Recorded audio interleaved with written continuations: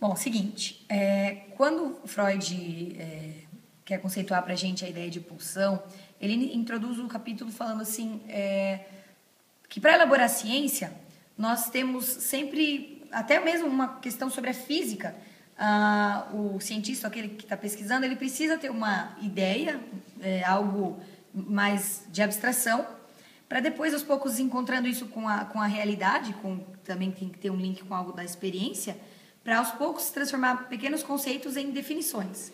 Ele introduz isso para a gente começar a entender da onde ele tirou e como que ele vai explicar a ideia de pulsão. Porque não tem como ele externalizar para a gente, escrever num papel ou mostrar uma região do corpo e falar, olha, isso aqui é a pulsão, aqui está a pulsão. Então, para ele aproximar um pouco mais e elucidar para a gente, ele vai na fisiologia explicar o conceito de estímulo externo e diferenciar um pouco da pulsão, porque as pessoas às vezes podem aproximar uma ideia da outra, a pulsão do estímulo externo, mas elas não têm igualdade. É o seguinte, o estímulo externo, então, é algo do qual, do mundo exterior, me atinge e eu sempre vou ter uma resposta motora, um arco reflexo, do qual eu consigo fugir disso. Então, é algo que, do acaso, das minhas vivências, vem e me atinge, e sendo uma estimulação externa, eu consigo sair dessa situação. A fuga é algo que cessa o processo. Algo me afetou, um tapa, eu virei a cara, bastou, fugi, não está mais me incomodando. Simplesmente o vento sopra no meu olho, fecha o olho, protegeu, acabou o incômodo desse estímulo externo. Então, o nosso sistema nervoso central está sempre buscando isso, equilibrar e dar conta de todas as estimulações externas. A pulsão não se aproxima disso. Algo que se aproxima mais da pulsão é a ideia de um impulso interno, como, por exemplo, a mucosa do estômago, que aquilo começa a incomodar, a encher de líquido, e não tem como você sair daqui e parar de incomodar, então, essa estimulação interna. Essa estimulação interna, pulsional interna. E a pulsão, então, é muito mais próxima a isso. Aí a gente tem duas características da pulsão já, diferenciando do estímulo externo. O estímulo externo, eu consigo dar conta dele pela fuga. A pulsão não. A pulsão exerce uma força constante e ela é interna. São as duas características que ele traz para a gente inicialmente. Pausa um pouquinho. Bom, então, só retomando, as pulsões, a gente já teve definido duas características bem importantes para a gente compreendê-las, né? Que elas partem sempre de estímulo interior, então, né? São do interior do organismo, e exerce sempre força constante. Sendo assim, é algo impossível eu eliminar ela com a fuga. Ela é irremovível com a fuga, ao contrário do estímulo externo que eu consigo desse modo. Então, como eu falei antes do sistema nervoso central, ao longo da hereditariedade, nós conseguimos ter respostas que ficam sempre iguais para o estímulo externo. Se é eficaz eu fechar os meus olhos quando o vento atinge a minha pálpebra, enfim, eu me defendo dessa forma, não vai ter criatividade nisso. O sistema nervoso central ele vai agir sempre reduzindo ao máximo os estímulos para se organizar e não ser, entre aspas, tão incomodado. Só que a pulsão ela vem quebrar esse esquema, porque ela é algo que, pela sua pressão, pela força que ela exerce dentro de você, não tem como escapar, e isso Freud traz pra gente um conceito importante, porque o que garante essa criatividade, esse progresso e várias realizações do homem é o poder da pulsão, é a força pulsional que garante esse progresso criativo do ser humano. É interessante lembrar isso. Seguindo, então nós temos que entender que o conceito de pulsão, já com essas características de ser interna, constante e não é passível de fuga, nós temos que ela é o quê? O conceito limite entre o somático e o psíquico. Ela é a ponte. A pulsão seria a ponte e o que representa essa ligação do meu corpo com o meu psiquismo.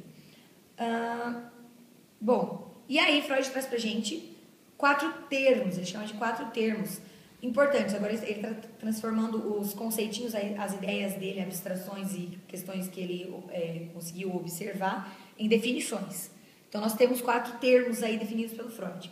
O primeiro, então, é a questão da pressão. A pressão é a própria essência da pulsão. A pulsão pode ser entendida como pressão. E ela é a força constante que fica exigindo o quê? Sempre o segundo termo, que é a satisfação. A satisfação é o quê? É o segundo termo tido como a meta ou a finalidade da pulsão. Então, ela é caracterizada pela pressão que ela exerce, que é a força. E a segunda questão é a meta ou a finalidade da pulsão, que é sempre de satisfação. Ela nunca nasce para ser desprazerosa, ela busca um prazer muito grande.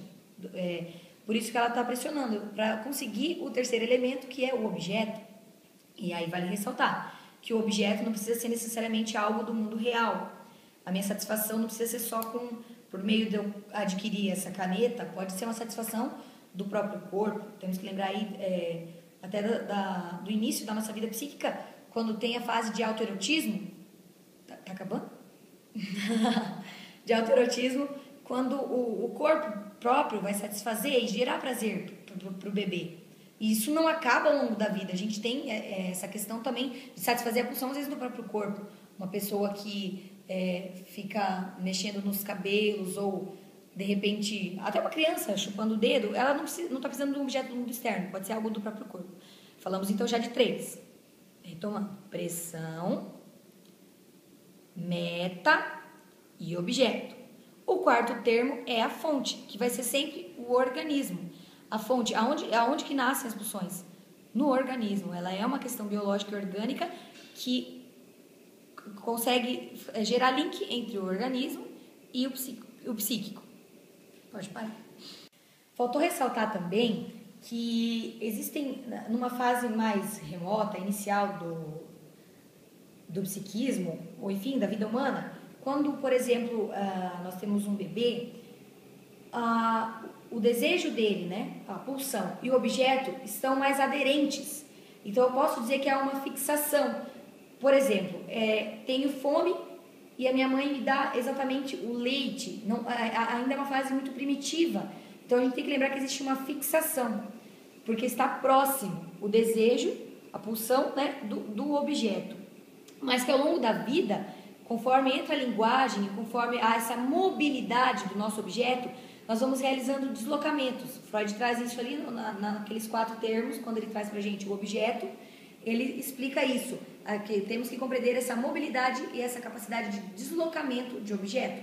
Por isso que não é sempre, para o resto da vida, que o seio vai nos satisfazer. Pode ser um sapato novo e outras tantas coisas, o seu próprio pé, o seu silicone. Enfim, e aí o que ele traz para a gente? Um questionamento assim: seriam então as pulsões de qualidades tão diferentes? Aí ele coloca assim que hipotetizar isso é um pouco complexo. Se torna mais simples a gente pensar que qualitativamente, em essência, elas são muito parecidas. Só que o que varia é a magnitude da força que ela exerce e até mesmo os caminhos que ela toma para cumprir com a meta que é satisfazer. Então temos que entender isso. E aí ele traz para a gente que, de acordo com as descobertas clínicas dele, nós temos origens, né? Pulsões mais originais, que seriam as pulsões de autoconservação, que se referem à conservação do eu mesmo, e pulsões sexuais. Aí vem um conceito muito interessante para a gente entender sobre a noção de apoio, ou função de apoio, aonde nós primeiro, então, temos pulsões de conservação do eu. Essa pulsão que agita o bebê para que ele obtenha um alimento, ou alguém lhe dê o alimento, que ele fica chorando, exigindo do meio externo que alguém o atenda, é uma questão de conservação. Ele precisa então essa é a definição das pulsões de autoconservação. Elas precisam do objeto da realidade para satisfazer aquilo. Só que apoiado nisso, nunca vai vir só o objeto. Não vem só o leite. A mãe também traz a palavra, também traz o carinho, o toque. E nisso vai se desenvolvendo outras pulsões, que seriam as pulsões sexuais, que a posteriori, para a gente satisfazê-las, não necessitará mais sempre prioritariamente de um objeto. A gente pode satisfazer nossas pulsões sexuais por meio da fantasia. Então é bem interessante ter esse conceito da noção de apoio, de que para eu ter as minhas pulsões depois que sofrem essa mobilidade, essas pulsões sexuais que podem ser satisfeitas por meio da fantasia, por meio, por exemplo, de um sonho, primeiro elas tiveram que estar apoiadas na de autoconservação, que eram próximas de uma necessidade. Então, eu preciso na pulsão de autoconservação de um objeto da realidade. Freud na pantufa. Bom, então é o seguinte, falando um pouco mais sobre a noção de apoio, a gente tem que entender e quebrar esse paradigma de que a sexualidade é algo amalgamado e destinado só para a função de reprodução. Freud elucida pra gente que, então, a princípio, a pulsão sexual está destinada ao prazer do órgão. Então, isso está separado, as fontes são numerosas. E até depois, porque mesmo que isso aos poucos vai se encaixando e destina-se depois para a reprodução, mesmo assim, continuam sendo numerosas as fontes da satisfação sexual, da pulsão sexual. E isso nasce, sim, apoiado nas pulsões de autoconservação, conservação do eu. Por quê? Essas funções de autoconservação, mesmo que aos poucos se separem, elas vão continuar emprestando componentes libidinais para as pulsões sexuais. Então a gente tem que ter claro isso, que a noção de apoio é quando a minha pulsão sexual nasce apoiada nessas necessidades que precisam do objeto real, que as necessidades de conservação do eu, por exemplo, o bebê que precisava do leite, e depois isso vai se separando, ficando um pouco mais do qual eu posso até me satisfazer uma pulsão sexual só com a fantasia, não precisa necessariamente de um objeto. Porém, tem que ter essa noção de que as pulsões de autoconservação estão emprestando componentes libidinais para a pulsão sexual. Bom, então, entre as descobertas na clínica, o Freud encontrou mais questões que ele pôde teorizar em torno das pulsões sexuais. Então, agora nós vamos falar sobre os destinos. Como a pulsão ela entra em conflito, nem sempre a gente consegue satisfazer, às vezes ela precisa escoar para algum lado, esse afeto, tá? Ou seja, ter uma vicissitude, um destino, sofrer alguma torção para que ela possa cumprir com a sua meta, que era se satisfazer. E aí, em torno das pulsões sexuais, ele separa para a gente os destinos seguintes: a transformação em seu contrário, o redirecionamento para a própria pessoa, o redirecionamento contra a própria pessoa, o recalque e a sublimação. O recalque e a sublimação a gente vai discutir mais tarde, porque ele até dedica um capítulo especial para o recalque. E, na verdade, a sublimação a gente vai deixar ela quietinha por enquanto. Com relação à transformação em seu contrário, o Freud aponta o seguinte: ele traz a questão do sadismo e do masoquismo e também da questão ficar olhando ou ser olhado, tá? Que é a questão do voyeurismo e do exibicionismo.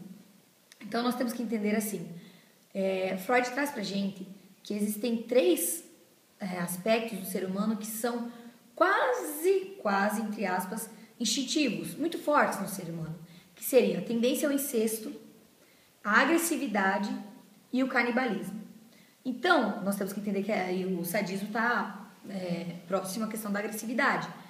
E, posteriormente, ele até vai postular questões sobre o masoquismo e tal, se poderia ser original ou não, mas nesse texto ele traz pra gente assim como ponto a questão do sadismo, aonde o outro vira o meu objeto do qual eu vou agredir. Esse seria o ponto A. Só que nem sempre a gente consegue colocar isso em prática. Essa pulsão nem sempre vai conseguir cumprir com a sua meta de satisfação. E aí pode sofrer algumas torções e se transformar no contrário. Um sádico pode se transformar em masoquista. Só que a gente tem que entender que pode ter um ponto B aí intermediário, que é claro que não precisa seguir a ordem A, B e C, só que dependendo como diz a minha amiga Silvana, é um caráter espontâneo que isso pode se alternar. Não preciso ser sádico até 40 anos e depois masoquista, mas a gente tem que entender que dentro desse processo, quando eu redireciono para a própria pessoa, em vez de transformar o outro como objeto e ser ativo, eu posso passar por um caráter mais passivo, onde eu, no meu pensamento, fico me autoagredindo, tá?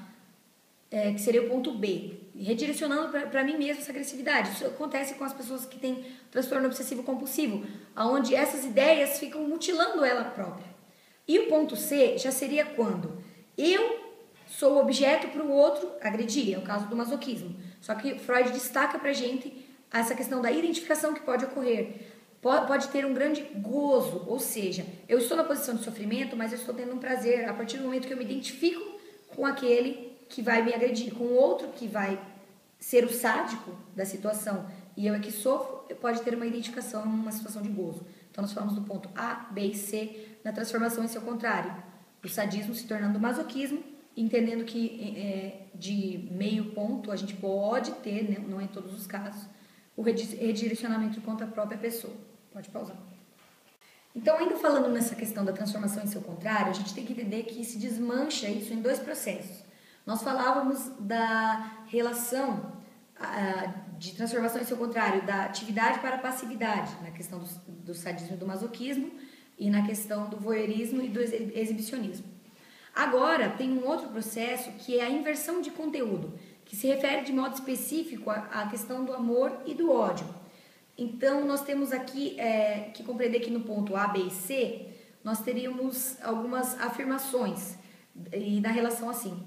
O A seria amor e ódio, o B seria amar, ser amado, e o C é amor barra ódio e indiferença. Então, assim, qual que seria a afirmação?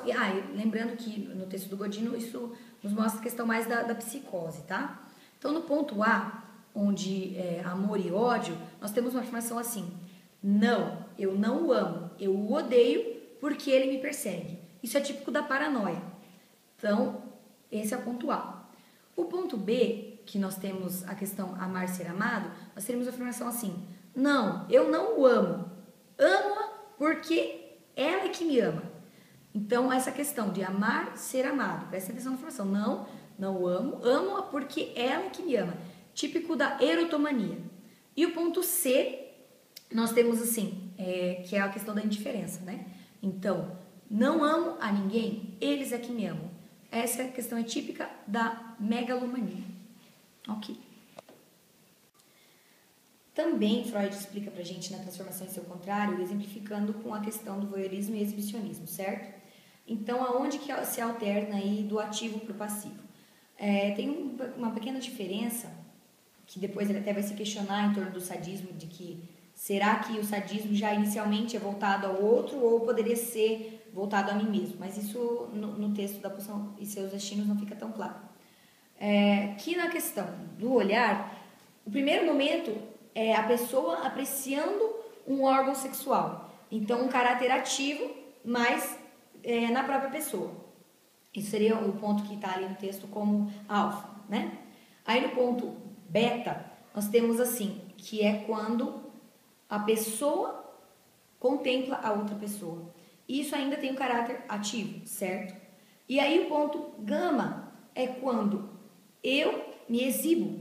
Aí eu passo a ter, eu que sou objeto do outro, é a questão passiva. Aí é a transformação ao contrário. Para a satisfação da pulsão, pode ocorrer espontaneamente essa inversão, essa transformação, certo? Onde no momento remoto o prazer estava em olhar o próprio órgão, depois pode continuar sendo ativo onde eu tenho prazer em olhar o outro, ou passivo quando eu sinto a satisfação em me exibir para outra pessoa.